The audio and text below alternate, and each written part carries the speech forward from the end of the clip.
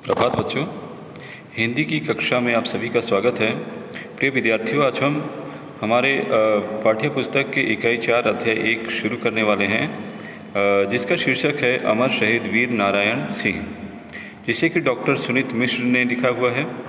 तो प्रिय विद्यार्थियों, पाठ शुरू करने से पहले हम अमर शहीद वीर नारायण सिंह के बारे में मैं संक्षेप में बताना चाहूँगा कि ये हमारे छत्तीसगढ़ के स्वतंत्रता संग्राम के प्रथम शहीद होने का गौरव इन्हें प्राप्त है। ठीक है, तो हम जीवन परिचय देखते हैं, जिसे कि डॉक्टर सुनीत मिश्र ने लिखा है। ठीक है,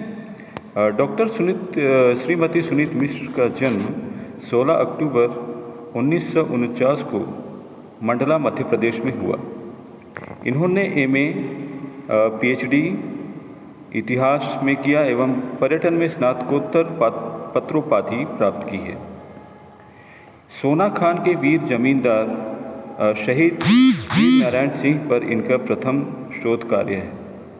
इनके शोध पत्र, लेख, विचार आदि समाचार पत्र पत्रिकाओं में प्रकाशित होते रहते हैं। इन्हें शिक्षा एवं महिला उत्थान के क्षेत्र में उल्लेखनीय योगदान हेतु हिमाचल प्रदेश के राज्यपाल एवं महिला आयोग छत्तीसगढ़ शासन के द्वारा राज्यपाल के हाथों सम्मानित किया गया है। ठीक है विद्यार्थियों, ये इनका संक्षिप्त जीवन परिचय था। हम आगे पाठ शुरू करते हैं। अतीत से ही छत्तीसगढ़ देश का एक गौरवशाली भूभाग रहा है। अतीत अर्थात प्राचीन काल में ही छत्तीसगढ़ क्या है, देश के इतिहास में, संपूर्ण भारत के इतिहास में छत्तीसगढ़ जो प्रदेश है उसका एक गौरवशाली इतिहास रहा है। यहाँ पर सर्वधर्म समभाव की भावना है। सर्वधर्म अर्थात सभी धर्म, समभाव अर्थात सभी धर्मों के प्रति समान भाव रखने की जो भावना है उसे समभाव कहा जाता है। ऋषि मुनियों एवं वीर योद्धाओं ने इस अंचल का नाम देश में रोशन किया है। यह क्षेत्र राष्ट्रीय सांस्कृतिक एकता की महत्वपूर्ण कड़ी है। इस अंचल में अनेक महान विभूतियों ने जन्म लिया तथा यहाँ की माटी को गौरवान्वित किया है। ठीक है विद्यार्थियों, तो यहाँ जो छत्तीसगढ़ हमारा जो प्रदेश है, तो इसका इतिहास एक गौरवशाली इतिहास रहा है। अनेक ऋषि मुनियों और वीर योद्धाओं ने इस क्षेत्र में रहकर इन्होंने देश की जो स्वतंत्रता संग्राम हुई उसमें अपना योगदान दिया। और इसी प्रकार जो प्राचीन हम यदि ग्रंथों में देखें तो ऋषि मुनि भी इस हमारे छत्तीसगढ़ क्षेत्र में ये रहे और इन्होंने अपने अच्छे कार्यों के द्वारा इस अपना नाम और साथ ही इस छत्तीसगढ़ प्रदेश का नाम उन्होंने रोशन किया है। क्योंकि छत्तीसगढ़ का जो पुराना नाम है आप सभी को पता होगा क्या है, दक्षिण कौशल। ठीक है, तो दक्षिण कौशल जो कि हमने पिछली कक्षा 9वीं में हमने पढ़ा कि दक्षिण कौशल नाम क्यों पढ़ा, क्योंकि यदि हम रामायण के अनुसार यदि हम पढ़ें उसका हम अध्ययन करें तो हमें पता चलता है कि कौशल्य क्या है। यहाँ के दक्षिण कौशल नरेश की सुपुत्री रहीं और उनका विवाह अयोध्या के राजा दशरथ के साथ हुआ, जो कि श्री राम के पिताश्री और माताश्री थी। ठीक है विद्यार्थी, महानदी की घाटी एवं छत्तीसगढ़ के महान सपूत सोना खान के जमींदार वीर नारायण सिंह पिंजवार का जन्म 1795 में हुआ था। तो सोना खान कहाँ है, हम आधुनिक के यदि हम आज के छत्तीसगढ़ के संदर्भ में यदि हम देखें तो यह जो है रायपुर के निकट बलौदा बाजार जो क्षेत्र है वहाँ पर सोना खान है। ठीक है, तो यहीं पर जो नारायण सिंह पिंजवार जो कि एक आदिवासी जमींदार थे, इनका जन्म हुआ था। वीर नारायण सिंह पिंजवार, तो वीर इनका जो नाम है, इन्हें ब्रिटिश सत्ता के शासकों ने इन्हें प्रदान किया था एक उपाधि के रूप में, आदर सत्कार के रूप में। क्योंकि एक बार क्या था, एक नरभक्षी शेर उस क्षेत्र में आया हुआ था और वह लोगों को क्या करता था, मारकर खा जाता था। तो जब इन्हें पता चला, जो कि वहाँ के जमींदार थे ये वीर नारायण सिंह, इन्होंने उस शेर को मार गिराया था अपनी बहादुरी के द्वारा, तब से इन्हें ब्रिटिश सरकार ने वीर की उपाधि इन्हें प्रदान की थी। इनके पिता राम राय सोना खान के जमींदार थे। तो सोना खान जो क्षेत्र हैं यहाँ के एक जमींदार थे। जमींदार अर्थात जो जिनके पास ब्रिटिश सत्ता के समय खूब सारे ज़मीन थे और क्या करते थे, वे जितने भी उस क्षेत्र के जो लोग थे, जो किसान थे, उनके लिए भी क्या करते थे, सरकार के लिए टैक्स वसूल कर वह देते थे। ठीक है। राम राय ने ब्रिटिश संरक्षण काल के आरंभ होते ही 1818-19 में अंग्रेज़ों एवं भोंसला राजा के विरुद्ध विद्रोह कर दिया था, जिसे नागपुर से आकर कैप्टन मैक्सन ने दबा दिया था। तो जो अंग्रेज़ थे तो उनके विरुद्ध इन्होंने विद्रोह किया था। किसने? नारायण सिंह बिंझवार, वीर नारायण सिंह के पिता राम राय ने। ठीक है, जो कि सोना खान के जमींदार थे। तो भोंसला राजा अर्थात जो भोंसला, जो कि अभी के समय में कहाँ है, नागपुर में है। तो वहाँ से यहाँ का जो क्षेत्र, जो छत्तीसगढ़ का क्षेत्र का शासन किया जाता था अंग्रेज़ों के द्वारा और भोंसला राजा के द्वारा। तो वहाँ से कैप्टन मैक्सन ने उसे आकर, नागपुर से आकर क्या कर दिया था, उस विद्रोह को उन्होंने दमन कर दिया था। विद्रोह दमन होने के बाद सोना खान जमींदारी के गांवों की संख्या 300 से घटकर 50 तक सीमित हो गई। और जैसा ही अंग्रेज़ों को पता चला और उन्होंने देखा कि इन्होंने विद्रोह किया, तो जो इनकी ज़मींदारी थी, कितने गांव थे, 300 गांव थे, तो उन्होंने उसे घटाकर क्या कर दिया, 50 कर दिया, अर्थात बहुत कम कर दिया। इसके बाद भी राम राय का दबदबा समाप्त नहीं हुआ और बिंझवारों की तलवारों का जादू सिर चढ़कर बोलता रहा। सिर चढ़कर बोलना अर्थात उस क्षेत्र में क्या है, उनकी तूती बोलती थी। ठीक है। 1930 ईस्वी में राम राय के मृत्यु के पश्चात नारायण सिंह 35 वर्ष की अवस्था में जमींदार बने। तो नारायण सिंह कितने वर्ष की अवस्था में जमींदार बने? 35 वर्ष की अवस्था में। कब? 1930 में। कैसे? जब उनके पिता राम राय की मृत्यु हो गई थी। नारायण सिंह धर्मपरायण थे, अर्थात धर्म को मानने वाले थे। धर्म के अनुसार वो अपना कार्य करते थे। रामायण महाभारत में उनकी रुचि थी। तो हमारे जो प्राचीन जो धर्म ग्रंथ हैं, रामायण और महाभारत में उनकी रुचि थी और वे हमेशा धर्म का पालन करने वाले एक व्यक्ति थे। गुरुओं से धर्म संबंधी, नीति संबंधी शिक्षा लेते थे। एक क्या अपने गुरु से क्या करते थे, धर्म से संबंधित जो भी शिक्षा होती थी या दैनिक जीवन में कैसे जिया जाए, तो नीति से संबंधित शिक्षा भी अपने गुरुओं से लेते थे। बाल्यकाल से ही तीर धनुष और बंदूक चलाना सीख चुके थे। मृदुभाषी अर्थात बहुत कोमल बोलने वाले, मिलनसार, सबसे मिलने वाले एवं परोपकारी प्रवृत्ति के कारण वे जनसंपर्क में विश्वास रखते थे और लोकोत्सव आदि में सम्मिलित होते थे। तो वे क्या थे? मृदुभाषी थे, बहुत ही मीठा बोलने वाले थे, सबसे मिलने वाले थे और दूसरों का उपकार अर्थात दूसरों की भलाई करने के लिए हमेशा तत्पर रहते थे। और इसी कारण क्या था, वे लोगों से मिलना जुलना और लोगों से उनकी समस्याओं को सुनने में अधिक विश्वास रखते थे। और जब कभी भी कोई उत्सव होने पर वह उस उत्सव में अवश्य सम्मिलित होते थे। वे अपने कब्रे घोड़े पर सवार होकर गांव-गांव भ्रमण कर जन समस्याएं सुनते थे।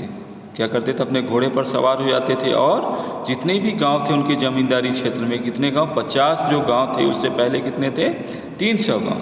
तो सभी गांव में वो भ्रमण करते थे, घूमते थे और वे क्या करते थे, उस उत्सव में लोगों के उनकी जो जन समस्याएं थी उसे वे सुनते थे कि उनकी क्या समस्याएं हैं और उनका वे क्या करते थे, उसका तत्काल वे उसे न्याय करते थे उनके साथ। उनकी जो भी तकलीफ़ें होती थी उन्हें दूर करते थे। उन्होंने तालाब खुदवाना, बहुत से तालाब खुदवाए उन्होंने, वृक्ष लगवाना, वृक्षारोपण किया एवं पंचायतों के माध्यम से जन समस्याओं का समाधान करना। वे क्या करते थे? पंचायत करते थे और लोगों की समस्याओं को सुनकर उनका समाधान करते थे। और इस तरह उन्होंने जैसे महत्वपूर्ण कार्य किए, बहुत सारे उन्होंने महत्वपूर्ण किए। तो कैसे व्यक्तित्व वाले थे? बहुत ही अच्छे व्यक्तित्व के वे धनी थे। उन्होंने ठीक है, जैसे कि तालाब खुदवाना, अर्थात लोगों के लिए क्या था? पानी की ज़रूरत थी, उसके लिए उन्होंने तालाब खुदवाया। हरियाली बनाए रखने के लिए उन्होंने वृक्ष लगवाए, और जो भी समस्याएं होती थी उन्हें समाधान उन्होंने अपने समय में किया। सोना खान में राजा सागर, रानी सागर और नंद सागर 3 तालाब हैं। ठीक है, तो सोना खान में कौन कौन सी तालाब हैं? राजा सागर, रानी सागर और नंद सागर। और जो इस जमींदार की सच्ची लोक कल्याणकारी नीतियों के साक्षी हैं। ठीक है, तो अभी भी आप यदि आप सोना खान जाएंगे तो आपको राजा सागर, रानी सागर और नंद सागर जो कि 3 तालाब थी, उन्होंने लोगों के कल्याण के लिए इन्होंने बनवाया था। ठीक है, उन्होंने स्वयं नंद सागर के आसपास वृक्षारोपण करके नंदन वन का रूप दिया था। तो नंद सागर जो तालाब है उसके आसपास उन्होंने वृक्षारोपण किया और उसे नंदन वन का रूप दिया। उनके पिताजी ने जीते जी जो परंपराएं शुरू की थी, उन्होंने तथा उनके पुत्र गोविंद सिंह ने उनका पालन किया। अर्थात जो उन्होंने परंपरा, अर्थात उन्होंने जो भी शिक्षा जो प्राप्त की थी लोगों के कल्याण के लिए, और तो उन्होंने क्या की? उसे उन्होंने अक्षरशः उसका उन्होंने पालन किया। और वीर नारायण सिंह के सुपुत्र जैसे गोविंद सिंह, उन्होंने भी उसका पालन किया। अन्याय और शोषण के विरोधी, ठीक थे, क्या थे वे? अन्याय, अर्थात जहाँ पर अन्याय होता था और लोगों का शोषण होता था, तो उसके भी क्या थे? घोर विरोधी थे। तो वीर नारायण सिंह अल्पायु से ही, अर्थात छोटे आयु से ही अपने पिता के संघर्षों में भी साथ रहते थे। तो वे क्या करते थे? बहुत छोटे आयु से ही अपने पिता के वे हमेशा साथ रहे। उनमें अपने पूर्वज विशय ठाकुर जैसी दृढ़ता, ठीक है, फतेह नारायण सिंह जैसा धैर्य एवं साहस तथा पिता राम राय जैसा जन नेतृत्व करने की अपूर्व क्षमता थी। तो उनके जो पूर्वज थे विशय ठाकुर, जो कि बहुत दृढ़ व्यक्तित्व के धनी थे। फतेह नारायण सिंह क्या थे? धैर्य और साहस था, तो वो गुण उन्हें मिला। और अपने पिता से उन्हें जन नेतृत्व, अर्थात लोगों का नेतृत्व करने की उन्होंने शिक्षा प्राप्त की, और वे अपूर्व क्षमता के साथ उन्होंने उसका पालन किया, जो अंग्रेज़ों के विरुद्ध संघर्ष में देखने को मिली। तो ये जो उन्होंने अपने पूर्वजों से जो प्राप्त की थी, जो गुण था, वो हमें कहाँ देखने को मिलता है? जब अंग्रेज़ों के विरुद्ध इन्होंने संघर्ष किया, तो हमें वहाँ देखने को मिलता है। जमींदार बनते ही उनके सभी जनप्रिय गुणों का साक्षात्कार होने लगा। अर्थात जैसे ही जब 35 वर्ष की अवस्था में वह जमींदार बने, तो इनके जो भी गुण थे वह सामने आने लगे, अर्थात दिखने लगे। ठीक है, अपनी जमींदारी संभालने के बाद उन्होंने प्रजा के दुख दर्द को समझा और उसे दूर करने के लिए अनेक उपाय किए। तो जैसे ही उन्हें जमींदारी प्राप्त हुई, तो उन्होंने प्रजा के जो भी दुख और दर्द थे उसे समझा और उसे दूर करने के लिए उन्होंने अनेक उपाय किए। जमींदार होने के बाद भी नारायण सिंह बहुत सादा जीवन व्यतीत करते थे। सादा अर्थात बहुत ही सादगीपूर्ण उनका जीवन रहता था। उनका मकान बड़ी हवेली या किला नहीं था, बल्कि बांस और मिट्टी से बना साधारण मकान था। वे क्या थे? जमींदार होने के बाद भी क्या थी? उनके पास हवेली नहीं थी, अर्थात बड़े घर नहीं थे, या फिर उनका किला नहीं था, बल्कि क्या था? बांस और मिट्टी से बना साधारण मकान में वह रहते थे। जबकि आप यदि जिनके पास रुपए पैसे धन दौलत होते हैं, वे क्या करते हैं? बड़ी बड़ी हवेली बनाते हैं, बड़े मकान बनाते हैं। जबकि ये क्या थे? साधारण व्यक्तित्व वाले व्यक्ति थे, और ये क्या थे? इनका घर बांस और मिट्टी से बना था। ठीक है, वे आम जनता के बीच समरस होकर ही अपने क्षेत्र का दौरा करते थे और रायत की समस्याओं एवं कठिनाइयों का हल खोजते थे। वे आम जनता के बीच ही रहकर, उनके साथ ही रहकर, वे जिस स्थिति में रहते थे उसी स्थिति में रहकर वह अपने क्षेत्र जो गांव थे, 50 गांव थे, उनका दौरा किया करते थे और रायत अर्थात प्रजा है ना, प्रजा की समस्याओं एवं कठिनाइयों का हल खोजते थे। 1854 के प्रारंभ में नागपुर राज्य के साथ छत्तीसगढ़ क्षेत्र भी अंग्रेजी राज्य में मिला लिया गया। तो 1854 के प्रारंभ में क्या था, जो नागपुर राज्य था, ठीक है, तो नागपुर राज्य के साथ साथ जो छत्तीसगढ़ का जो क्षेत्र था वह भी अंग्रेजी राज्य में मिला लिया गया, अर्थात अंग्रेजों ने इस पर अपना अधिकार कर लिया था। कैप्टन इलियट ने इस अंचल की जमींदारियों का दौरा करके सरकार को रिपोर्ट भेजी। तो इस जो क्षेत्र थे के जो कैप्टन थे इलियट, जो कि एक अंग्रेज थे, इन्होंने जो भी जमींदारी थी नागपुर क्षेत्र राज्य और छत्तीसगढ़ क्षेत्र में, तो उन्होंने सभी क्षेत्रों के जमींदारियों को उन्होंने देखा, परखा और एक रिपोर्ट सरकार को, अंग्रेजी सरकार को उन्होंने भेजा। नए ढंग से टकोली अर्थात लगान या फिर कर नियत किया। ठीक है, तो नए कर उन्होंने लगाए, लगान लगाया, जिसकी व्यापक प्रतिक्रिया हुई और उसके विरोध में बहुत से लोगों ने क्या था, उसके विरोध में स्वर उठाया। नारायण सिंह ने भी अंग्रेजों की इस नई नीति का विरोध किया। तो जो कैप्टन इलियट ने सरकार को जो रिपोर्ट भेजा था, इसके आधार पर जो छत्तीसगढ़ क्षेत्र और साथ ही नागपुर राज्य के जो क्षेत्र थे, इनमें नए ढंग से इन्होंने लगान वसूलने की, जो लगान जो कम थे उसे बढ़ाकर उन्होंने क्या किया, बढ़ाकर उन्होंने वसूलना शुरू किया, जिससे कि वहाँ की जो प्रजा थी, जो जनता थी, वे उन्होंने घोर प्रतिक्रिया उन्होंने व्यक्त की उसके विरोध में, और नारायण सिंह ने भी अंग्रेजों की इस नई नीति का विरोध किया।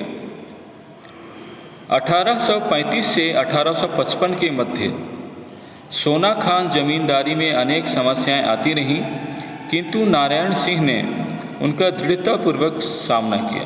ठीक है, 1835 से 1855 अर्थात 20 साल का जो समय था, तो सोना खान जमींदारी में कई सारी समस्याएं आती रहीं, लेकिन नारायण सिंह ने उनका दृढ़तापूर्वक उन समस्याओं का उन्होंने समाधान किया। वे अपने ग्रामों को पुनः प्राप्त करने के लिए प्रयासरत रहे। ठीक है, तो सबसे पहले कितने ग्राम थे उनके ज़मींदारी में? 300 ग्राम थे, और जब उनके पिता राम राय ने अंग्रेज़ों के विरुद्ध जब विद्रोह किया, तो उस विद्रोह को दबाकर अंग्रेज़ों ने क्या किया, जो 300 गांवों को उन्होंने ले जाकर सिर्फ 50 गांव ही दिए थे, और उन्हीं ग्रामों को पुनः प्राप्त करने के लिए हमेशा जो वीर नारायण सिंह थे वे हमेशा प्रयास करते रहे। इस अवधि में अंग्रेज अपने देशव्यापी समस्याओं में व्यस्त थे।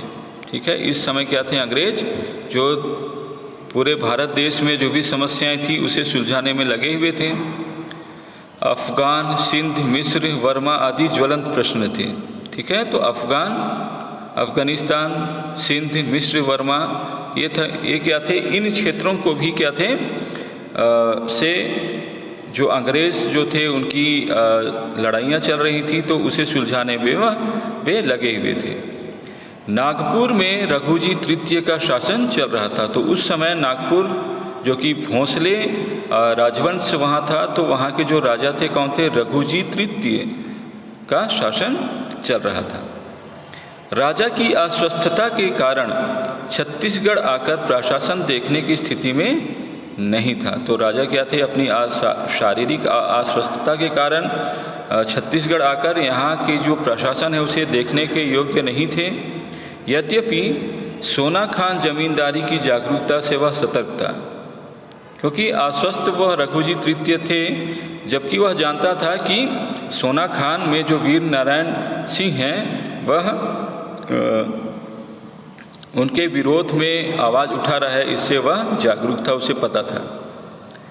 नारायण सिंह ने इन परिस्थितियों से लाभ उठाते हुए अपने अधीनस्थ जमींदारी क्षेत्र में सुशासन स्थापित करने का प्रयास किया। ठीक है। सोना खान जमींदारी से टकोली की अदायगी न होने के कारण, टकोली अर्थात कर की अदायगी न होने के कारण रायपुर में deputy commissioner C Elliott Narayan Singh के प्रति पूर्वाग्रह से ग्रस्त था। तो जो डिप्टी कमिश्नर थे कौन, सी इलियट, क्यों उससे दुश्मनी रखने लगा था? क्योंकि जो सोना खान के जो जमींदार थे नारायण सिंह, वह उन्हें टकोली या फिर कर नहीं देते थे, जिस कारण कि वह हमेशा से कोई गलती उसका ढूंढने में पूर्वाग्रह से ग्रस्त था, अर्थात उसकी हर प्रकार की छोटी से छोटी गलतियों को वह ढूंढने में लगा हुआ था। ठीक है। वह उन्हें दंडित करने की प्रतीक्षा में था और वह उसे क्योंकि दुश्मनी थी तो उन्हें वह दंड देना चाह रहा था, मजा चखाना चाह रहा था। ठीक है। इनके लिए वह सूक्ष्म कारणों को भी खोजने में सक्रिय था। सूक्ष्म अर्थात छोटे से छोटे कारण को भी ढूंढने में वह क्या था, हमेशा लगा हुआ था। उसने नागपुर के कमिश्नर को शिकायत की कि मेरी दृष्टि में जमींदार का व्यवहार असहनीय एवं अत्याचारपूर्ण है। तो ठीक है, जो कमिश्नर थे कहाँ, नागपुर में, उनसे शिकायत उन्होंने किया कि जो जमींदार हैं नारायण सिंह हैं, उनका व्यवहार क्या है, सहन के योग्य नहीं है और अत्याचारपूर्ण है। अत्याचारपूर्ण क्यों? क्योंकि जो सोना खान के जो जमींदार नारायण सिंह थे वे उन्हें टकोली या कर नहीं देते थे। ऐसी स्थिति में उसे खालसा के व्यापारी माखन के गोदाम को जमींदार द्वारा लूटे जाने की सूचना प्राप्त हुई। तो एक समय क्या था, छत्तीसगढ़ में उस समय क्या था, अकाल आया हुआ था, लोग भूखों मर रहे थे।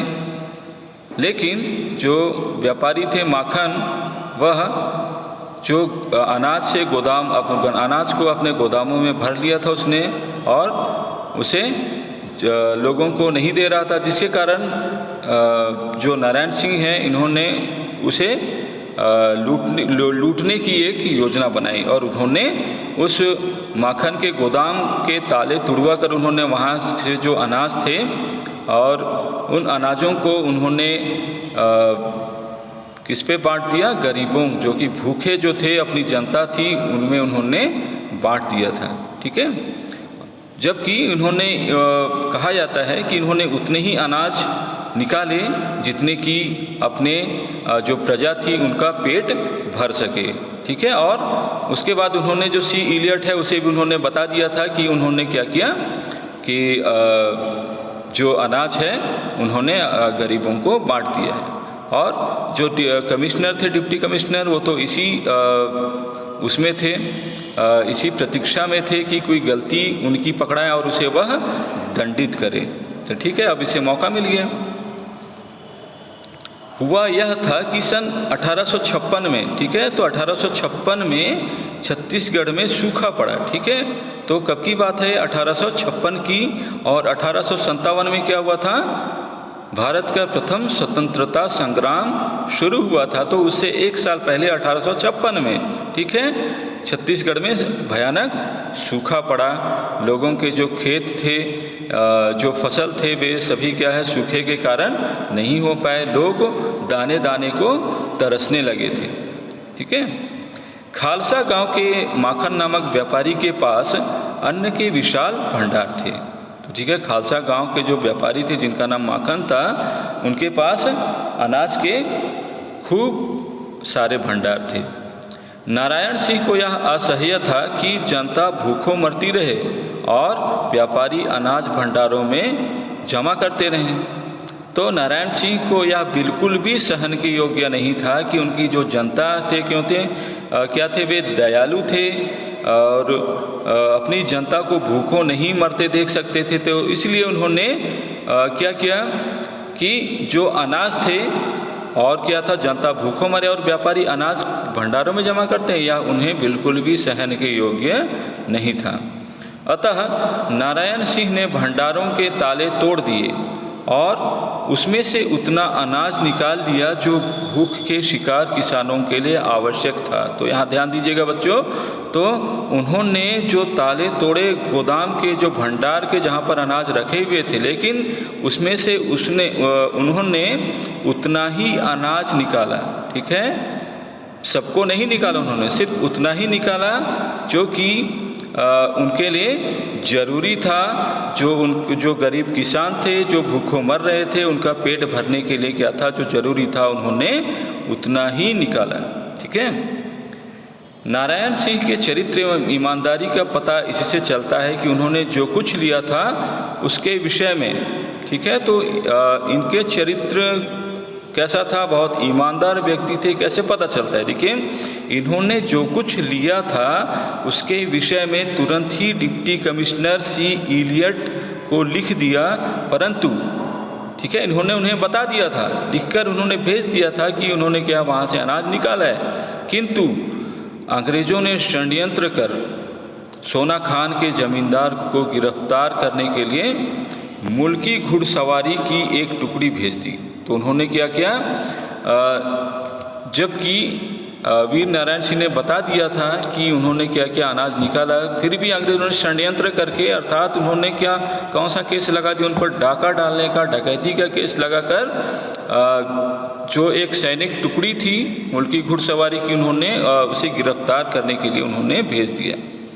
और थोड़ी बहुत परेशानी के बाद संबलपुर में उन्हें 24 अक्टूबर 1956 को गिरफ्तार कर लिया गया। ठीक है, तो उन्होंने सेना की टुकड़ी भेजी और बहुत कोशिश करने के बाद, परेशानी झेलने के बाद संबलपुर, जो कि उड़ीसा में अभी स्थित है, तो उस संबलपुर से उन्हें कब किया गिरफ्तार, 24 अक्टूबर 1956 को गिरफ्तार कर लिया गया। ठीक है,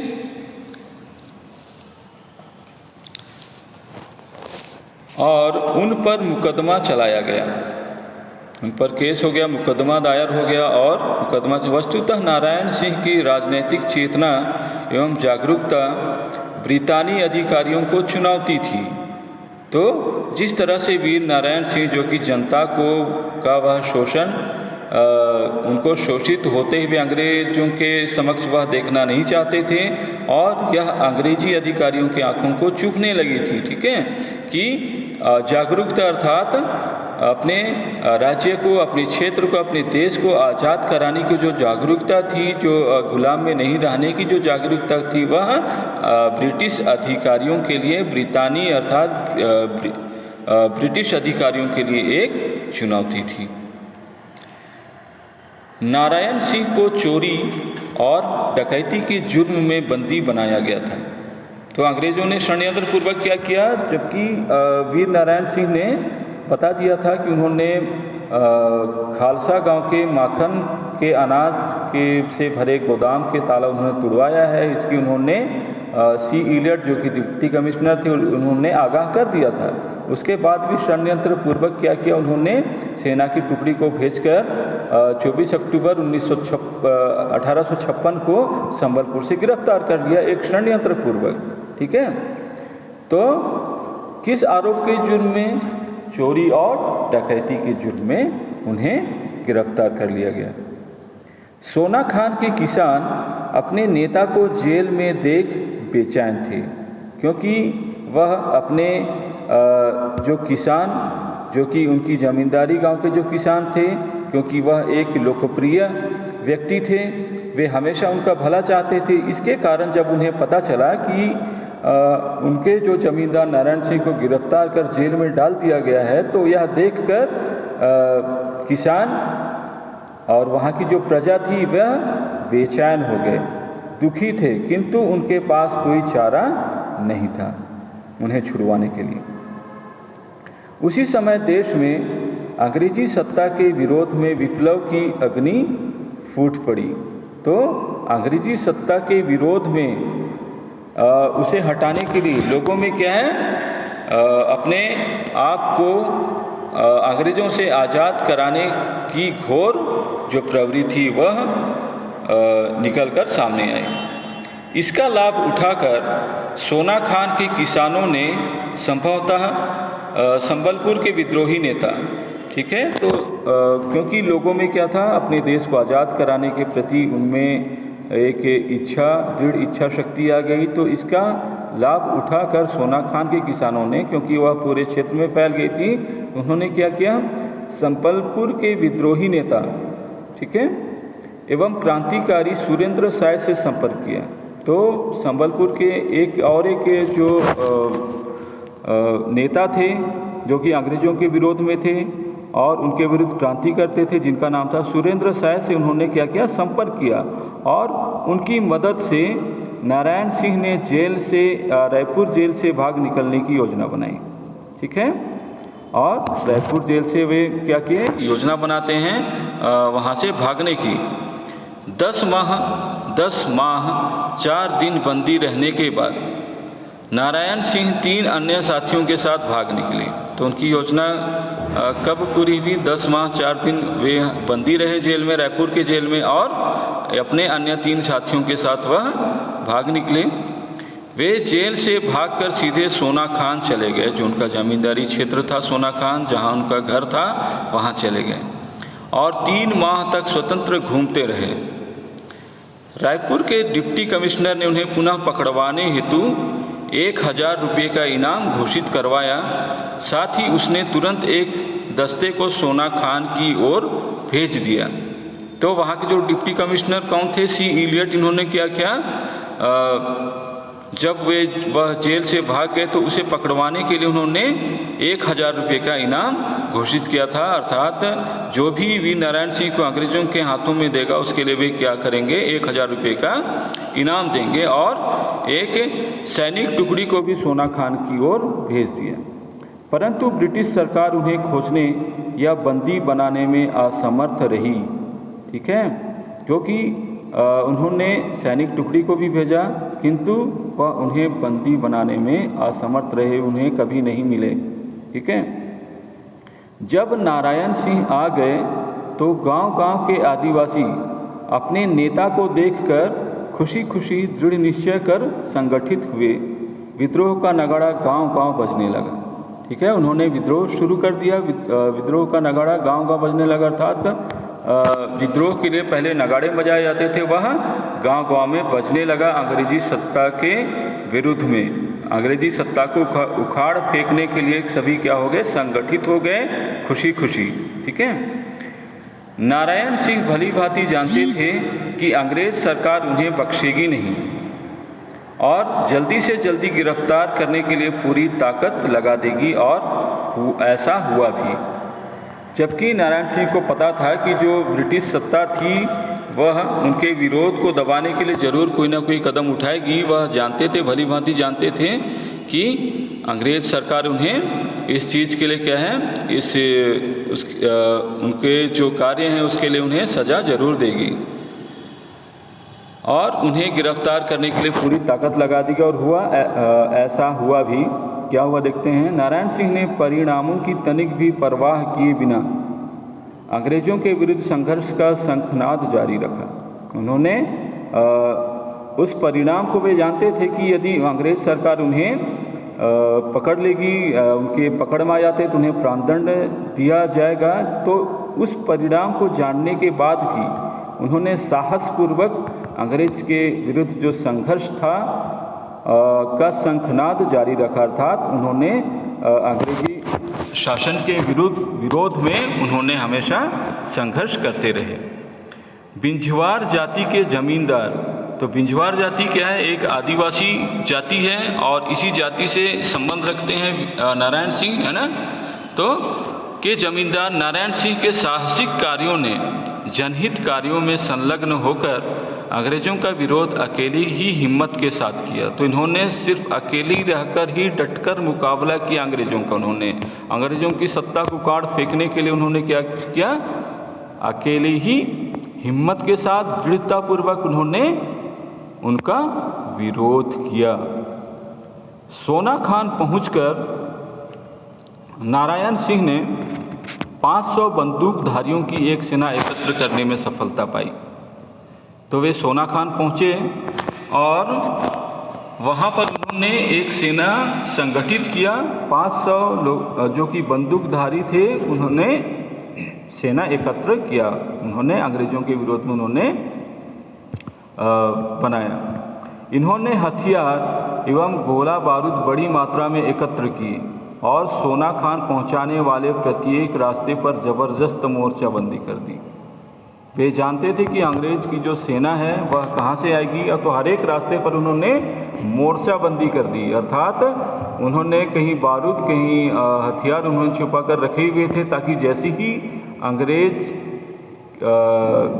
की जो सेना है वह आए और उन पर हमला कर सके। रायपुर के डिप्टी कमिश्नर इलियट को नारायण सिंह के जेल से भाग निकलने और सोना खान पहुंचने का समाचार जब मिला था, उसकी नींद हराम हो गई। नींद हराम होना अर्थात वह बहुत परेशान हो गया कि वह जेल से भागकर कहाँ पहुंच गया है, सोना खान पहुंच गया है। रायपुर में अंग्रेज़ों की फ़ौज थी, परंतु इलियट को उस पर पूर्ण विश्वास नहीं था। तो रायपुर में अंग्रेज़ों की फ़ौज थी, किंतु क्योंकि उन्होंने पहले भी जो वीर नारायण सिंह थे उन्हें पकड़ने में उन्हें सफलता नहीं मिली थी, जिसके कारण कि जो डिप्टी कमिश्नर इलियट थे उन्हें उन पर पूर्ण विश्वास नहीं था कि वे अपने काम में सफल होंगे, अर्थात उनकी सेना नारायण सिंह को पकड़ने में कामयाब होगी, यह उन्हें विश्वास नहीं था। यह रायपुर स्थित फौज के प्रति अविश्वास का ही परिणाम था कि नारायण सिंह के विरुद्ध कार्यवाही करने में इसलिए इलियट को पूरे 20 दिन लग गए। तो उनके विरुद्ध कार्यवाही करने में, क्योंकि वह जो रायपुर में जो अंग्रेज़ों की फ़ौज थी उस पर विश्वास नहीं करते थे, जिसके कारण कि उन्हें उसके विरुद्ध कार्यवाही करने के लिए कितने दिन लग गए, 20 दिन लग गए। जनहित में वीर नारायण सिंह का संघर्ष अंग्रेज़ों से आरंभ हुआ। ठीक है, तो जो लोग थे, जो ब्रिटिश जो लोग थे, तो उनके विरुद्ध संघर्ष करने में क्या था, तो उन्होंने क्यों संघर्ष किया वीर नारायण सिंह ने, क्योंकि उन्होंने जनता के हित में वह संघर्ष उन्होंने शुरू किया था। छत्तीसगढ़ में 1857 की क्रांति का नेतृत्व उन्होंने किया। तो ठीक है, 1857 की क्रांति का नेतृत्व किसने किया छत्तीसगढ़ में, वीर नारायण सिंह ने। अंग्रेज़ों ने इसे विद्रोह माना था। जिले के अव्यवस्थित प्रशासन के कारण विद्रोह के लिए उपयुक्त अवसर था। सोना खान गांव को खाली करा दिया गया। पास की पहाड़ी में मोर्चाबंदी की गई। ठीक है, पूरे गांव को खाली करा देते हैं और जो पहाड़ है पास में वहां पर उन्होंने युद्ध की मोर्चाबंदी की, अर्थात वे वहां से तैनात हुए युद्ध करने के लिए। सोना खान की ओर आने वाले हर रास्ते पर नाकेबंदी करवाकर मजबूत दीवारें खड़ी करवा दी गई। निकट के गांवों से रसद अर्थात राशन, शस्त्र अर्थात जो भी अस्त्र शस्त्र हैं, गोला बारूद आदि इकट्ठे किए और साहस के साथ मोर्चा संभाला। तो उन्होंने क्या किया कि पूरे पहाड़ी पर उन्होंने मोर्चाबंदी की और उन्होंने उस पहाड़ी को क्या था, एक मजबूत दीवारें खड़ी करवा दी गई, नाकेबंदी कर दी गई, बंद कर दिया गया हर तरह से। ठीक है, उन्होंने अंग्रेज़ों के विरुद्ध खुली बगावत का ऐलान कर दिया। उनकी गिरफ्तारी अंग्रेज डिप्टी कमिश्नर के लिए प्रतिष्ठा का प्रश्न बन चुकी थी। तो वीर नारायण सिंह के लिए आत्मसम्मान और देश की सुरक्षा व आज़ादी की बात बन गई थी। तो उस जो डिप्टी कमिश्नर थे इलियट, उनके लिए क्या था, एक प्रतिष्ठा का प्रश्न बन चुका था, अर्थात उन्हें वह यदि वह नहीं पकड़ते हैं तो सभी उनके ऊपर हंसेंगे। ठीक है, उनके लिए प्रतिष्ठा का प्रश्न था। किंतु वीर शहीद नारायण के लिए क्या था, आत्मसम्मान, अर्थात अपने आप का सम्मान, अपने राज्य का सम्मान, खुद का सम्मान, देश की सुरक्षा, देश को सुरक्षित रखने के लिए और आज़ादी की बन गई थी, अर्थात देश को अंग्रेज़ों से आज़ाद कराने की का प्रश्न बन गया। लेफ्टिनेंट ग्रांट के नेतृत्व में पैदल एवं घुड़सवार सेना की एक टुकड़ी बिलासपुर से रवाना हुई। ठीक है, तो लेफ्टिनेंट ग्रांट के नेतृत्व में, क्योंकि क्यों वहाँ बिलासपुर से वह टुकड़ी गई, क्योंकि जो सी इलियट थे उन्हें जो रायपुर में जो अंग्रेज़ों की फौज थी उन पर उन्होंने विश्वास नहीं था, जिसके लिए उन्होंने अंग्रेज प्रशासन से उन्होंने अनुमति मांगा और बिलासपुर से सेना बुलाई गई। तो जिनका नेतृत्व कौन कर रहा था? लेफ्टिनेंट ग्रांट, ठीक है। तो उसमें कई सारे पैदल सैनिक थे और घुड़सवार सेना की टुकड़ी बिलासपुर से रवाना हुई, जो रायपुर जिले के उत्तरी क्षेत्र तथा नर्मदा क्षेत्र के रामगढ़ एवं सुहागपुर क्षेत्र में क्रांतिकारियों की गतिविधियों को रोकने हेतु भेजी गई। जो सेना थी वहाँ क्या?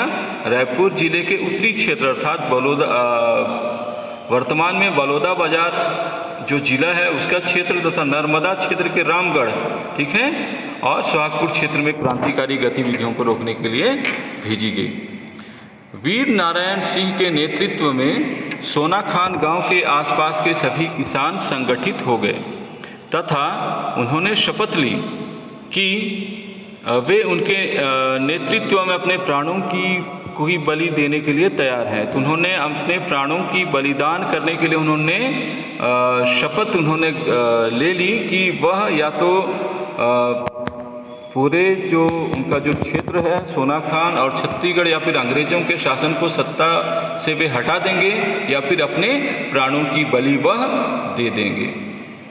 वस्तुतः यह छत्तीसगढ़ का पहला किसान संगठन था, ठीक है। तो पहला किसान संगठन था छत्तीसगढ़ का और वीर नारायण सिंह छत्तीसगढ़ के प्रथम किसान नेता थे, ठीक है, याद रखिएगा। तो छत्तीसगढ़ के प्रथम किसान नेता कौन थे? वीर नारायण सिंह। और आंदोलन किनके नेतृत्व में हुआ था? वीर नारायण सिंह के नेतृत्व में हुआ था। पहला किसान संगठन था छत्तीसगढ़ का, ठीक है। किसानों में चेतना फैलाकर उनकी शक्ति को संगठित कर अत्याचारी शासन से लोहा लेने का कार्य, ठीक है।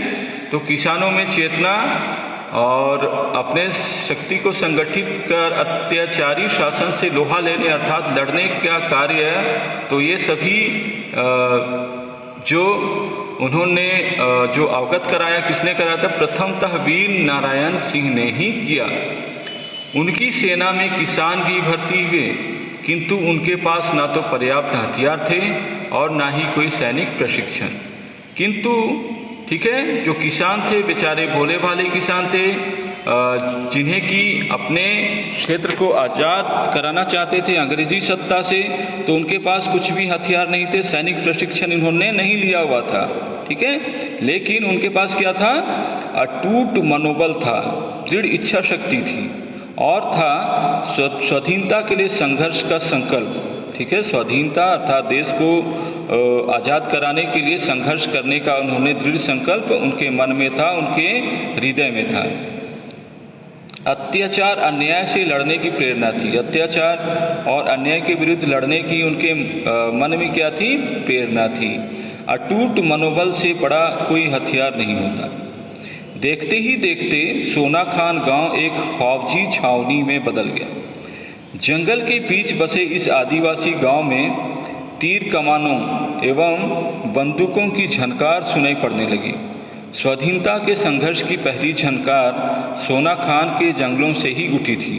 तो ठीक है, तो स्वाधीनता अर्थात अपने देश को, अपने राज्य को, अपने क्षेत्र को आज़ाद कराने और गुलामी को हटाने की जो पहली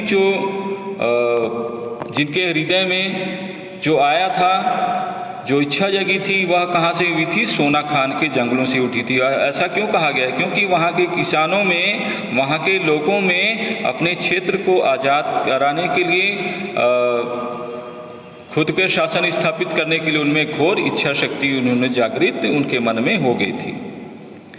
इसी बीच अंग्रेजों के नेतृत्वकर्ता स्मिथ को मंगल नामक व्यक्ति से सूचना मिली कि समयाभाव के कारण नारायण सिंह नाकेबंदी का कार्य पूर्ण नहीं कर सका है। तो एक व्यक्ति था जिनका नाम मंगल, जो कि उनका शत्रु था, जबकि रिश्ते में उनका बहनोई था, वह भी जमींदार था, किंतु उनका क्या था? उनसे वीर नारायण सिंह से उनकी नहीं बनती थी, जिसके कारण कि उन्होंने क्या किया? अंग्रेजों को उन्होंने उनकी जो अधूरी जो नाकेबंदी थी उसे उन्होंने बता दिया था, तथा अवरोध हेतु खड़ी दीवार अपूर्ण है। उन्होंने क्या बताया कि जल्दबाजी के कारण, समय के अभाव के कारण पूरे क्षेत्र को नहीं घेरा बनाया जा सकता है, बल्कि अवरोध हेतु जो खड़ी जो दीवार है वह क्या है, अधूरी है, अपूर्ण है। स्मिथ ने अपने अधीनस्थ जमींदारों के कतिपय सहायकों को, ठीक है, तो स्मिथ थे, उन्होंने क्या किया, अपने अधीनस्थ जो जमींदार थे जो कि उनके सहायक थे, उन्हें क्या किया, उन्होंने आदेशित किया कि घाटी की पूर्ण नाकेबंदी हेतु आदेशित किया तथा 80 सैनिक और नियुक्त किए। ठीक है, स्मिथ को अपनी फौज की तैयारी में रायपुर में 20 दिन तथा खरौद में 8 दिन लगे थे। 20 दिन क्यों लगे थे? क्योंकि वह जो वहाँ के डिप्टी कमिश्नर थे, उन्हें रायपुर की फौज पर उन्हें विश्वास नहीं था कि वह वीर नारायण सिंह को कभी पकड़ सकेगी, और खरौद में उन्हें कितने लगे, 8 दिन। तो कितने कुल कितने 28 दिन लग गए।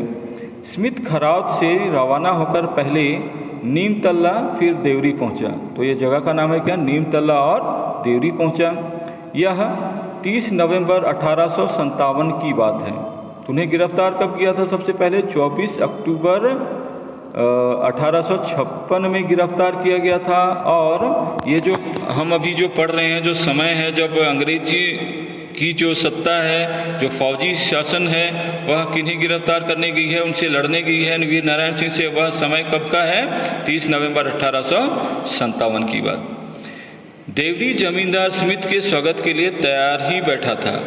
ठीक है, देवरी का जो जमींदार था वह स्वागत के लिए था, वह घर का भेदी निकला। देवरी का जमींदार रिश्ते में नारायण सिंह का काका लगता था। ठीक है, उसकी नारायण सिंह से खानदानी शत्रुता थी। स्मिथ ने देवरी जमींदार को हथियार की तरह उपयोग किया। जयचंदुंग तथा एवं मीर जाफरों ने ही इस देश को सदा विदेशी शक्तियों के हाथ में बेचा है। तो जयचंद है ना, और मीर जाफर ने भी क्या था, हमारे खुद के देश के प्रति इन्होंने क्या किया, दगा किया इन्होंने। और इसलिए कहा भी जाता है, घर का भेदी लंका ढावे, है ना। तो जैसा कि रामायण में विभीषण है ना, जिन्होंने कि क्योंकि एक बहुत पराक्रमी राजा हुआ करता था रावण, तो उनकी कमजोरियों को किसने उजागर किया? राम के सामने विभीषण ने, जिससे कि रावण पर उन्होंने विजय प्राप्त की थी। तो उसी तरह जो जयचंद और मीर जाफर ने भी क्या किया, विदेशी शक्तियों के हाथों अपने आप को उन्होंने बेच दिया। देश की जो कमजोरियां थी उसको उन्होंने बताया। और साथ ही जो देवरी के जमींदार जो कि क्या थे, नारायण सिंह के रिश्तेदार थे, तो इन्होंने भी खानदानी शत्रुता के चलते इन्होंने अंग्रेजों का साथ दिया, ना कि अपने रिश्तेदार के इन्होंने साथ दिया। देवरी से स्मिथ ने ऐसी व्यवस्था की कि नारायण सिंह को सोना खान में बाहर कहीं से भी कोई सहायता ना मिल सके। तो पूरे तरह से नाकाबंदी कर दिया गया और वहाँ से कभी भी उन्हें सहायता नहीं मिल सके, ऐसा उन्होंने किलेबंदी कर दिया। ठीक है, सोना खान जंगलों एवं पहाड़ों से घिरा एक किले के समान है। सोना खान की ओर प्रवेश के सारे रास्तों को अवरुद्ध कर स्मिथ ने 1 दिसंबर 1957 को 1857, यहाँ पे ध्यान रखिएगा बच्चों, 1857 होगा, 1957 लिखा है, को प्रातःकाल देवरी से सोना खान पर आक्रमण करने हेतु रवाना हुआ। ठीक है, 1 दिसंबर 1857 को प्रातःकाल सुबह वे देवरी से सोना खान पर आक्रमण करने हेतु रवाना हुआ। आक्रमण के समय देवरी जमींदार महाराज साय एवं शिवरी नारायण का बाला पुजारी भी साथ थे।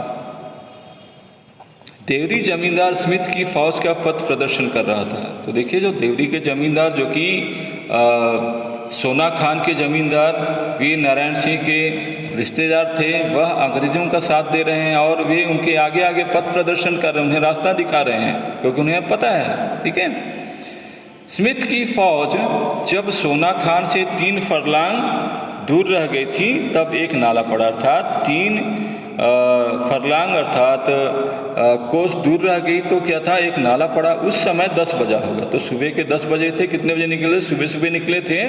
और जिस समय नाला पड़ा तो उस समय कितना बजा था? करीब 10 बजे का समय सुबह का रहा होगा। ठीक है, नारायण सिंह के सिपाहियों ने स्मिथ की सेना पर अकस्मात हमला कर दिया। तो जैसे ही उन्होंने देखा कि अंग्रेजी फौज आ रही है तो नारायण सिंह के सिपाहियों ने क्या किया, स्मिथ जो कि उस सेना का नेतृत्व कर रहा था, अंग्रेजों की सेना का, उन्होंने अचानक से हमला कर दिया। दोनों सेनाओं में घमासान युद्ध प्रारंभ हो गया। तो दो अब लड़ाई छिड़ गई थी, है ना, शुरू हो गई। तोप एवं बंदूकों से हमले प्रारंभ हो गए। स्मिथ लिखता है, तो स्मिथ ने अपनी जो डायरी लिखी उसमें वे लिखते हैं, किंतु हम आगे बढ़ते रहे तथा सुरक्षित रूप से दोपहर तक सोनाखान पहुंच गए। ठीक है, तो उन्होंने लिखा कि वे आगे बढ़ते रहे और दोपहर तक सोनाखान पहुंच गए। लेकिन हरि ठाकुर जो कि आलोचक हैं, वे उनका मत है कि प्रारंभ में 10 बजे स्मिथ को प्रथम आक्रमण के समय भारी नुकसान हुआ था। इसे स्मिथ ने नहीं लिखा है अपने जो डायरी लिखा उसमें, लेकिन हरि ठाकुर का इन्होंने अपना मत व्यक्त किया है कि 10 बजे क्या था, जब पहली बार आक्रमण किए, जब सोनाखान के लोगों ने अंग्रेजी शासन पर तो किया था, भारी नुकसान हुआ उनका, परंतु ठीक समय पर सैन्य मदद मिल जाने से वे आगे बढ़ते ही चले गए। लेकिन उसके बाद क्या था, उन्हें फिर से सैन्य मदद मिली और वे आगे बढ़ते रहे। नारायण सिंह के सिपाही इस बाढ़ को रोकने में असमर्थ रहे, अतः नारायण सिंह जंगलों की ओर चले गए ताकि अवसर मिलते ही पुनः आक्रमण कर सके। स्मिथ ने लिखा है, हम शीघ्रता से पैदल ही नारायण सिंह के घर तक गए। यह भी अन्य गांवों की तरह रिक्त था। हमने वहां गोली चालन किया और उसके घर से पहाड़ियों तक पहरा लगवा दिया, किंतु पहाड़ियों पर तब तक हमला न करने का दृढ़ संकल्प किया था जब तक कि कटंगी के लोग सहायता के लिए न आ जाए, ताकि दोनों ओर से उन पर हमला किया जा सके। ठीक है, तो वे लिखते हैं कि वे कहाँ गए, पैदल ही उनके गांव तक पहुंच गए। गांव खाली था, उन्होंने गोली चलाई और उन्होंने तब तक दृढ़ संकल्प लिया, पहरा लगवा कर उन्होंने दृढ़ संकल्प लिया था कि जब तक कटंगी से, अर्थात कटंगी से जब तक सैन्य मदद नहीं आ जाए तब तक उन पर हमला नहीं करेंगे। कहा जाता है कि पूरे गांव को खाली करा दिया गया और अंग्रेजों ने निर्ममतापूर्वक, बर्बरतापूर्वक उन पूरे घरों पर उन्होंने आग लगा दिया था और पूरा गांव, पूरा सोनाखान धू धू कर जलने लगा था। पहाड़ी के ऊपर से भीषण गोलाबारी कर नारायण सिंह ने स्मिथ को एक बारगी लौटने पर विवश कर दिया था। एक बार तो स्मिथ को लगा जब गोलाबारी शुरू हुई तो वह वापस हो जाए, लेकिन तत्पश्चात खाली ग्राम में स्मिथ ने आग लगा दी। ठीक है, जो गांव खाली थे, स्मिथ ने आग लगवा दी। गांव के लोग पहाड़ी पर से यह दृश्य देख रहे थे। जंगल की दूसरी ओर नारायण सिंह की सेना ने गोलियों की बौछार शुरू की। इसके फलस्वरूप स्मिथ को अपनी जान बचाने हेतु गोलियों की पहुंच से दूर गांव से हटने को बाध्य होना पड़ा। ठीक है, स्मिथ को उस गांव से अपनी जान को बचाने के लिए हटना पड़ा। रात्रि में स्मिथ ने व्यक्तियों का लगातार आगमन देखा। जलते हुए सोनाखान ग्राम के उस पार पहाड़ियों में हलचल देखते हुए स्मिथ की वह रात्रि बेचैनी में व्यतीत हुई। स्मिथ लिखता है कि वह रात अंधेरी थी, किंतु हमें चंद्रमा के प्रकाश तथा हमारे सामने धधकते हुए ग्राम से लाभ हुआ। अर्थात उस पूरे ग्राम को उन्होंने क्या किया, आग में झोंक दिया। और रात था, उसके बाद स्मिथ ने क्या लिखा कि चंद्रमा के प्रकाश के साथ साथ जो सामने जो गांव था, जो सोनाखान, जो संपूर्ण गांव था, उसे धधकते हुए घर से उन्हें क्या हुआ, लाभ हुआ। अर्थात उन्हें प्रकाश मिला। अर्थात कितनी बर्बरतापूर्ण उन्होंने उस पूरे गांव को उन्होंने जला दिया था। सोनाखान धू धू कर जल रहा था। नारायण सिंह ने स्मिथ से रण क्षेत्र में मुकाबले की तैयारी तो की थी, किंतु इस प्रकार के अग्निकांड की कल्पना उन्होंने नहीं की थी। सुबह तक नारायण सिंह ने देखा कि सोनाखान राख के ढेर में बदल चुका है। तो नारायण सिंह को कभी उन्होंने सपने में भी नहीं सोचा था कि इस तरह से उस पूरे गांव को जला दिया जाएगा, उन्होंने यह नहीं सोचा था। ठीक है, नारायण सिंह के आंदोलन को अंग्रेजों ने कुछ स्थानीय लोगों की ही मदद से कुचल दिया था। तो जो उन्होंने विद्रोह किया था तो उन्होंने स्थानीय लोगों की मदद से ही कुचल दिया। अर्थात जो स्थानीय लोग थे, जो उनके रिश्तेदार थे, जो जानने वाले जो क्षेत्र को, उनकी मदद से उन्होंने कुचल दिया। स्मिथ ने नारायण सिंह के साथ कोई शर्त नहीं रखी। वह सोना खान के जमींदार के साथ 3 दिसंबर को रायपुर की ओर वापस चल दिया। उसे गिरफ्तार कर लिया गया वीर नारायण सिंह को, और उन्हें गिरफ्तार कर 3 दिसंबर को रायपुर की ओर वापस चल दिया तथा 5 दिसंबर को रायपुर पहुंचा। नारायण सिंह को उसने रायपुर के डिप्टी कमिश्नर इलियट को सौंप दिया एवं स्मिथ ने संबलपुर एक पत्र लिखकर निवेदन किया कि गोविंद सिंह को रायपुर भेजे, क्योंकि उस समय वह उस जिले में था। उसने व्यक्ति भेजकर यह निर्देश दिया कि व्यवस्था हेतु जमींदारी में नई नियुक्तियां की जाएं तथा नारायण सिंह द्वारा बनाई गई सेना को रद्द कर दिया जाए। डिप्टी कमिश्नर इलियट लिखता है, मेरे कोर्ट के समक्ष, ठीक है, जो डिप्टी कमिश्नर इलियट थे, जो कि हमेशा से वीर जमींदार जो सोना खान के जो जमींदार उनके प्रति हमेशा ईर्ष्या द्वेष की भावना रखता था, उन्होंने क्या लिखा है अपनी डायरी में, मेरे कोर्ट के समक्ष जमींदार को पेश किया गया और उस पर 1857 के अधिनियम के सेक्शन 6 एक्ट 14 के अंतर्गत अभियोग लगाया गया। 1857 की धारा 1 और अधिनियम 11 के तहत मैंने उसे फांसी की सज़ा सुना दी। ठीक है, तो उन्होंने क्या किया,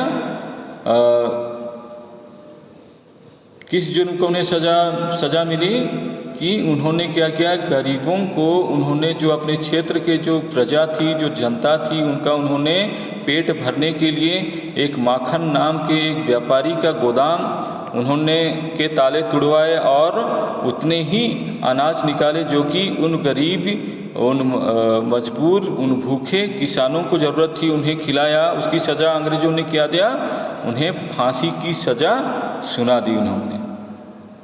9 दिसंबर 1957 को इलियट ने रायपुर स्थित 3रा भारतीय पैदल सेना के कमांडर को सूचित किया। उसे कल उषा काल में अर्थात फांसी पर लटकाया जाएगा। उषा काल अर्थात सुबह फांसी पर लटकाया जाएगा। तो ये कौन लिखा, इलियट ने रायपुर स्थित 3रा भारतीय पैदल सेना के कमांडर को उन्होंने सूचित किया। क्या लिखा, उसे कल उषा काल में फांसी पर लटकाया जाएगा। अतः निवेदन है कि आप इस कार्यवाही को देखने और ज़रूरत पड़ी तो व्यवस्था बनाए रखने के लिए आपकी कमान में जो रेजिमेंट है उसकी जेल के निकट परेड कराएं।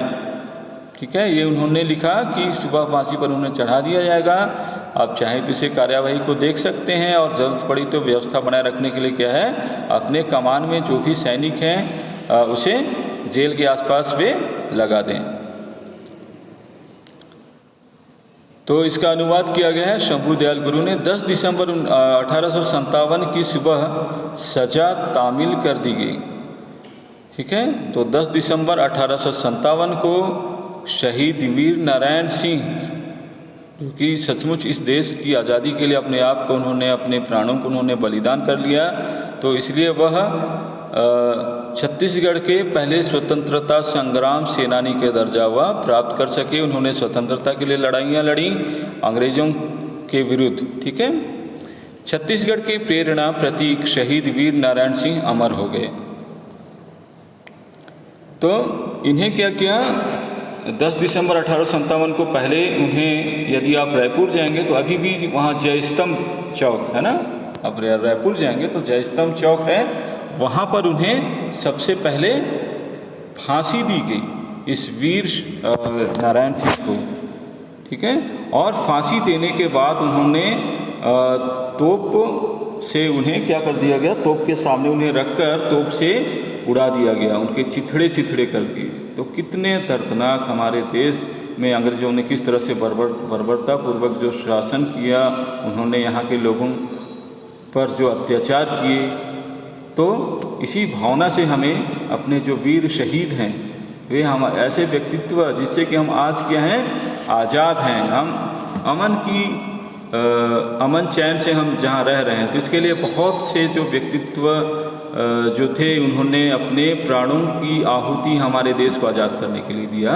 तो प्रिय बच्चों, हमें ऐसे लोगों के प्रति हमेशा श्रद्धा का भाव रखना चाहिए, उनके व्यक्तित्व के बारे में हमें जानना चाहिए। तो उन्होंने अपने परिवार की परवाह न करते हुए हमारे देश की जनता के जो आम लोग हैं उनके लिए उन्होंने अपने प्राणों को बलिदान कर लिया। तो हमें हमेशा इनसे हमें अपनी प्रेरणा लेनी चाहिए और अपनी स्वतंत्रता जो इन्होंने अपने प्राणों को देकर हमें जो दिलाया उसकी हमें रक्षा करनी चाहिए। वीर नारायण सिंह को फांसी देने के कुकृत्य से जनता में आतंक के स्थान पर आक्रोश व्याप्त हुआ। तो अंग्रेजों को क्या लगता था कि इससे क्या क्या उन्हें फांसी दे दिया जाए तो लोगों में क्या है ब्रिटिश सत्ता के प्रति डर फैल जाएगा, आतंक मच जाएगा। लेकिन इसके विरोध में क्या था, जनता में इसके विरोध में क्या था, आक्रोश व्याप्त हो गया, लोग और अधिक संगठित होने लगे। रायपुर की जनता एवं सैनिकों के समक्ष दी गई फांसी की घटना ने अल्पकाल हेतु ब्रिटिश आतंक का भय प्रदर्शित किया, किंतु कालांतर में यह प्रेरणा के रूप में 18 जनवरी 1858 के विद्रोह के अवसर पर दृष्टिगत हुई, जिसका नेतृत्व वीर हनुमान सिंह राजपूत ने किया था। तो क्या 18 जनवरी 1858 को विद्रोह हुआ था, जिसका नेतृत्व किसने किया था, वीर हनुमान सिंह ने। विद्रोह के बाद 17 लोगों को गिरफ्तार कर अंग्रेजों ने 22 जनवरी 1858 को सार्वजनिक फांसी दी, जिसमें सभी जाति और धर्म के लोग थे। शहीद नारायण सिंह का बलिदान व्यर्थ नहीं गया। आज़ादी की लड़ाई में वे छत्तीसगढ़ के प्रेरणा स्रोत रहे। वीर नारायण सिंह छत्तीसगढ़ में 19वीं शताब्दी के पुनर्जागरण काल में राजनीतिक सामाजिक चेतना के संवाहक थे। ठीक है, तो यह पुनर्जागरण काल में 19वीं शताब्दी का जब पुनर्जागरण राजनीतिक सामाजिक चेतना संचेतना के संवाहक रहे हैं और उन्हें उनकी जो बलिदान को हमेशा हमें याद करना चाहिए, उनसे प्रेरणा हमेशा हमें लेते रहना चाहिए। इस प्रकार देश की स्वाधीनता आंदोलन में भाग लेते हुए छत्तीसगढ़ के वीर सेनानी शहीद हो गए। हमारे लिए गौरव की बात है कि छत्तीसगढ़ में स्वाधीनता के लिए पहला बलिदान देने वाला एक आदिवासी वीर था, जिसने यह सिद्ध कर दिया कि स्वाधीनता की अग्नि इस क्षेत्र के आदिवासियों के हृदय में भी बराबर धधक रही है। तो प्रिय विद्यार्थियों, तो हमारे छत्तीसगढ़ में स्वाधीनता के लिए पहला बलिदान देने वाला अर्थात स्वाधीनता के लिए अपने प्राणों की आहुति देने वाला एक कौन था, एक आदिवासी वीर था। तो बहुत से समाज में अब भी क्या है, आदिवासी नाम सुनकर क्या है तुच्छ दृष्टि से देखते हैं कई जो समाज हैं कि आदिवासी क्या है, कुछ नहीं करते हैं, जबकि पहला जो बलिदान किसने दिया था, एक आदिवासी वीर ने ही दिया था कि उनमें भी अपने देश के प्रति, अपने समाज के प्रति, अपने परिवार के प्रति या फिर अपने लोगों के प्रति क्या था, हमेशा से प्रेम रहा है। तो हमें क्या है, हमेशा सर्वधर्म, हमेशा जाति के रूप में हमें आपस में तुच्छ की दृष्टि से नहीं देखनी चाहिए, जबकि क्या है, हम सभी एक भारतीय हैं। एक भारतीय होने के नाते हमारा परम कर्तव्य है कि इस प्रकार की जो जाति या फिर जो छुआछूत की जो भावना है, एक आदिवासी जाति को देखने की जो भावना है एक छोटे जाति के रूप में या फिर एक नीच जाति के रूप में, वह हमें उसे त्यागना पड़ेगा। जेल के कैदियों एवं जनता ने भी 10 दिसंबर 1857 को मातम मनाया तथा वीर साथी को श्रद्धांजलि अर्पित की। जेल में उनके साथ जो कैदी थे, जनता थी, उन्होंने भी 10 दिसंबर 1857 को मातम मनाया। क्यों मनाया? क्योंकि उसी दिन वीर नारायण सिंह जो कि अपने देश को आज़ाद कराने के लिए उन्होंने अपने आप को उन्होंने बलिदान कर दिया। तो और उन्होंने उनके जो वीर साथी उन्होंने सभी श्रद्धांजलि अर्पित किया। छत्तीसगढ़ के स्वतंत्रता संग्राम की यह चिरस्मरणीय घटना है। चिरस्मरणीय अर्थात हमेशा स्मरण रहने योग्य, अनंत काल तक रहने योग्य एक घटना है। वीर नारायण सिंह के वंशज व क्षेत्र की जनता आज भी सोनाखान जाकर श्रद्धा सुमन अर्पित करती है। तो बहुत से जो वंशज हैं उनके या फिर उस क्षेत्र की जनता आज भी सोनाखान जाकर शहीद वीर नारायण सिंह को अपनी श्रद्धा के फूल अर्पित करते हैं। नारायण सिंह की वीर गाथा घर घर में व्याप्त है। गर्व के साथ जनता वीर नारायण सिंह यह कहकर याद करती है। क्या करती है? देखिए, वीर नारायण तुम्हारी वीरता बलिदान से, आग के शोले निकलते अब भी सोना खान से। वीर नारायण तुम्हारी वीरता बलिदान से, आग के शोले निकलते अब भी सोना खान से। शहीदों व सेनानियों के बलिदानी गौरव का प्रतीक। देश में तिरंगा ध्वज फहर रहा है बड़ी शान से। तो इस तरह से प्रिय विद्यार्थियों, यह जो पाठ था जिसमें कि हमने शहीद वीर नारायण सिंह के बारे में जाना, उन्हें हम हमेशा उनके जो बलिदान को हम याद करते रहें और उन्हें अपने श्रद्धा सुमन अर्पित करते रहें। तो कुछ शब्दार्थ दिए गए हैं, इन्हें आप अपनी किताब में लिखिएगा विद्यार्थियों। और कुछ प्रश्न उत्तर हैं पाठ से, इस पाठ को आप पुनः अध्ययन करें और उसे समझकर इसके उत्तर आप लिखें। ठीक है, तो आज के लिए इतना ही प्रिय विद्यार्थियों। आपका दिन शुभ हो।